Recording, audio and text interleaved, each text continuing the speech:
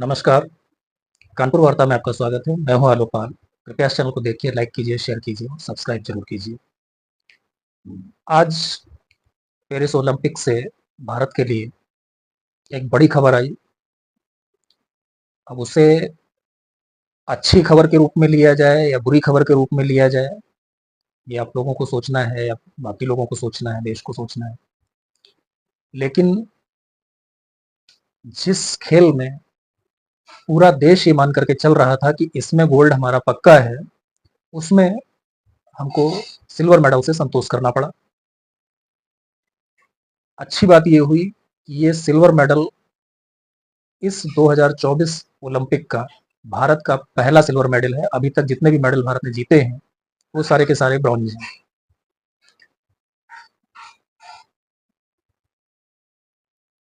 कष्ट इस बात का है कि भारत इस प्रतियोगिता में अगर पीछे रहा भी तो वो पाकिस्तान के खिलाड़ी से। यद्यपि एक खिलाड़ी के लिए ये बहुत बड़ी उपलब्धि है, इसलिए मुझे कोई संकोच नहीं है अरशद नदीम को इसके लिए बधाई देने में।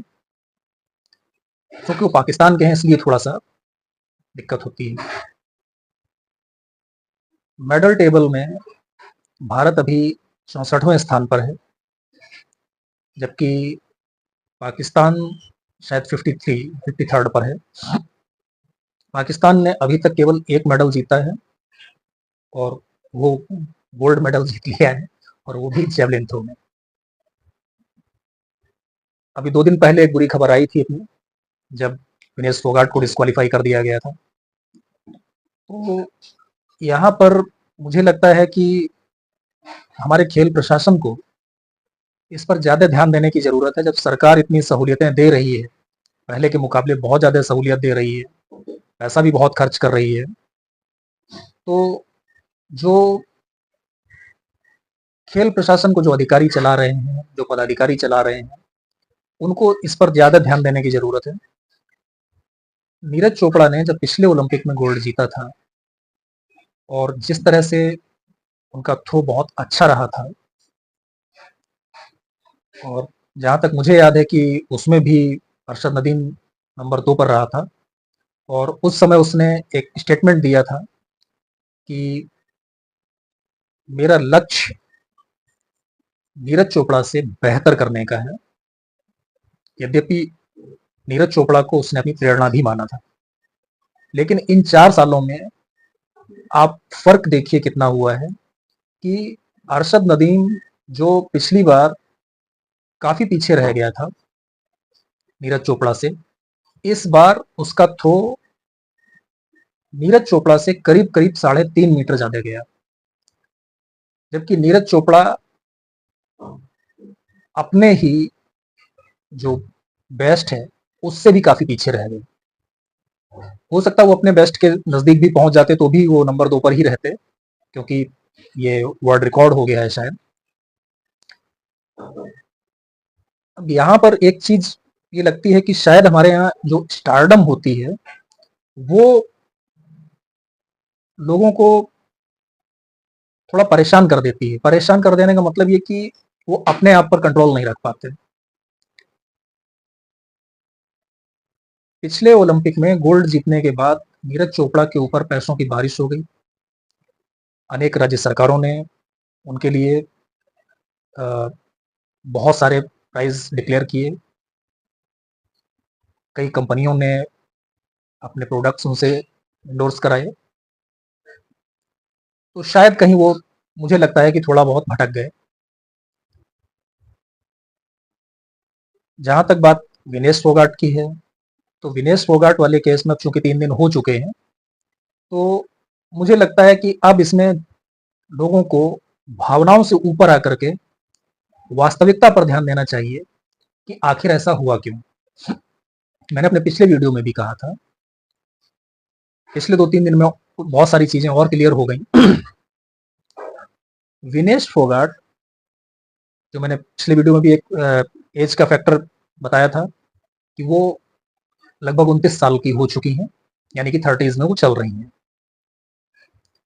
दूसरा, इससे पहले वो 53 और 55 किलो वर्ग में खेल चुकी हैं। जिस समय पर ओलंपिक क्वालिफाई करने के लिए भारत में प्रतियोगिता चल रही थी, उस समय पर जो भारतीय रेसलिंग फेडरेशन है उसको भंग किया गया था और एक एडहॉक कमेटी उसको देख रही थी। अब चूंकि अगर भारतीय कुश्ती संघ को बहाल न किया जाता तो भारत का कोई भी पहलवान ओलंपिक में हिस्सा ही नहीं ले पाता। इसलिए ओलंपिक शुरू होने से पहले भारतीय कुश्ती संघ को बहाल करना मजबूरी थी। एडहॉक कमेटी जो बनी थी वो पूरी तरह से उन लोगों के दबाव में थी जो उस समय पर पहलवानों के प्रदर्शन में सम्मिलित थे, और उस दबाव में विनेश फोगाट को 2 प्रतियोगिताओं में पार्टिसिपेट करने का मौका दे दिया गया, अलाउ कर दिया गया। लेकिन जब वास्तव में क्वालिफाइंग राउंड हुए तो उस समय तक कुश्ती संघ बहाल हो चुका था, और कुश्ती संघ जो अंतर्राष्ट्रीय नियम है, जो यूडब्ल्यूडब्ल्यू के नियम है, उनके तहत किसी एक खिलाड़ी को 2 वर्ग में मौका नहीं दे सकता था। तो ऐसे में विनेश फोगाट ने एक 50 केजी वर्ग और एक 53 केजी वर्ग यानी 50 किलोग्राम वर्ग और 53 किलोग्राम वर्ग दोनों के लिए ट्रायल दिया था। लेकिन चूंकि ये संभव नहीं था नियमों के तहत, इसलिए उनको 50 किलोग्राम वर्ग में खेलने का मौका मिला, जिसमें वो क्वालिफाई कर गई, और 53 किलोग्राम वर्ग में वो टेक्निकली फेल हो गई क्योंकि वो प्रतियोगिता लड़ ही नहीं सकती थी। 2 के लिए वो ट्रायल दे ही नहीं सकती थी। दूसरी बात आती है वजन को लेकर के। बताया जा रहा है कि विनेश फोगाट का जो वजन है वो जब उन्होंने ट्रायल दिए थे उससे पहले 57 केजी था। अब 57 केजी का ट्रायल जो उन्होंने दिया, उस समय पर उन्होंने कैसे वजन कम किया, क्या किया?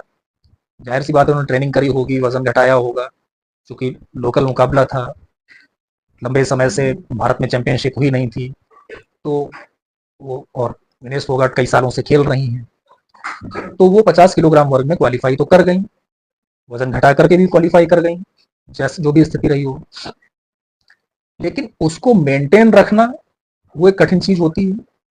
अब जो ट्रेनर्स हैं, डॉक्टर्स हैं, फिजियोथेरेपिस्ट हैं, वो ये बता रहे हैं कि आमतौर पर विनेश फोगाट का जो वजन है इस खेल के दौरान भी वो लगभग 53 से 55 किलोग्राम के बीच में रहता है।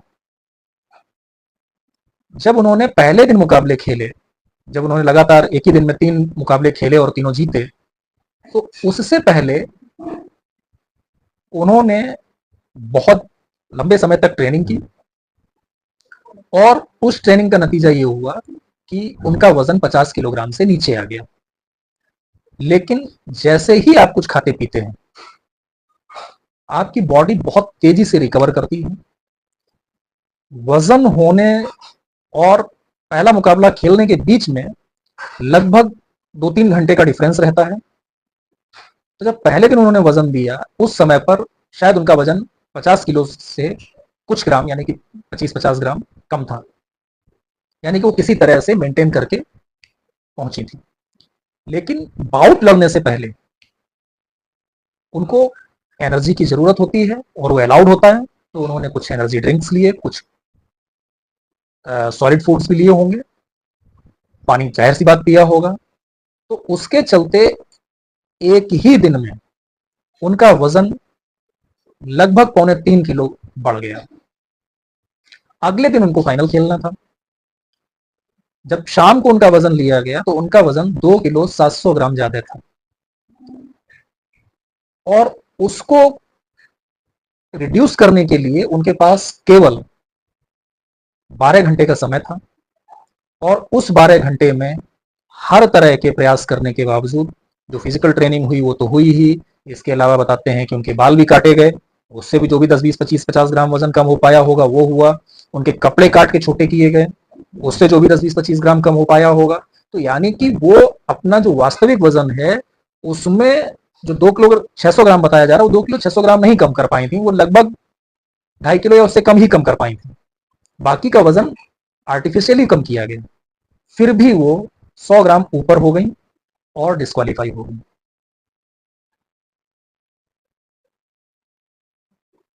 मुझे समस्या इस बात से है कि जो प्लेयर आपके लिए 53 किलोग्राम और 55 किलोग्राम में पिछले 5 साल से खेल रहा है, और जिसकी एज अब उस तरह की नहीं है कि वो उस तेजी से वजन को रिड्यूस कर ले जैसा कि वो 5 साल पहले कर सकता था, तो ऐसे में अधिकारियों ने उसे 53 किलो के बजाय 50 किलो के लिए ट्रायल क्यों देने दिया वहां पर।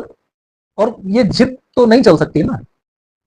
अब बताते हैं कि वो विनेश ने ही प्रेफर किया था, क्योंकि विनेश को लगता था कि जो अंतिम पंघाल जो 53 किलोग्राम में क्वालिफाई करी थी भारत की तरफ से, कि विनेश को लगता था कि वो शायद उसको हरा देगी 53 किलोग्राम में, इसलिए उसने 53 और 50 दोनों के ट्रायल देने की कोशिश की। तो उसमें उसने प्रेफर किया कि वो 53 नहीं लड़ेगी बल्कि 50 में ही जाएगी। तो यहाँ पर मुझे लगता है कि गलती काफी कुछ जो स्पोर्ट स्टाफ है कुश्ती महासंघ का, उसकी बहुत ज्यादा गलती है, और कहीं ना कहीं विनेश फोगाट भी इसके लिए दोषी है।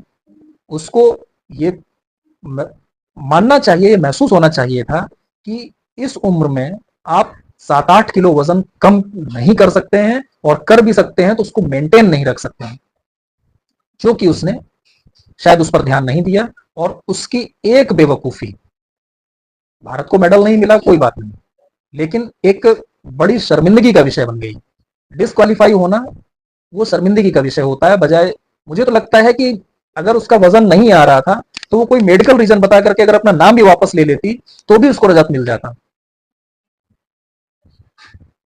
खैर, जो भी हुआ, तो पिछले 3 दिनों में मेरे हिसाब से 2 खबरें ओलंपिक से ऐसी आई हैं जो भारत को काफी आहत कर गई हैं खेल की दृष्टि से। और मुझे कुछ हद तक ये भी लगता है कि शायद जो भारत का इस समय समय है वो भी स्पोर्ट्स के लिहाज से अच्छा नहीं चल रहा है। क्रिकेट में वनडे में श्रीलंका से भारतीय टीम 3 मैचों की सीरीज 2-0 से हार के आई। एक मैच टाई हो गया था। हॉकी में भी हम बहुत अच्छा खेल रहे थे लेकिन ब्रॉन्ज तक ही पहुंच पाए। और कुछ खेल थे जिनमें संभावना थी कि भारत कुछ अच्छा करेगा, उनमें भी बाहर हो गया। तो अभी तक की जो स्थिति है उसमें उम्मीद के अनुरूप तो बिल्कुल नहीं है।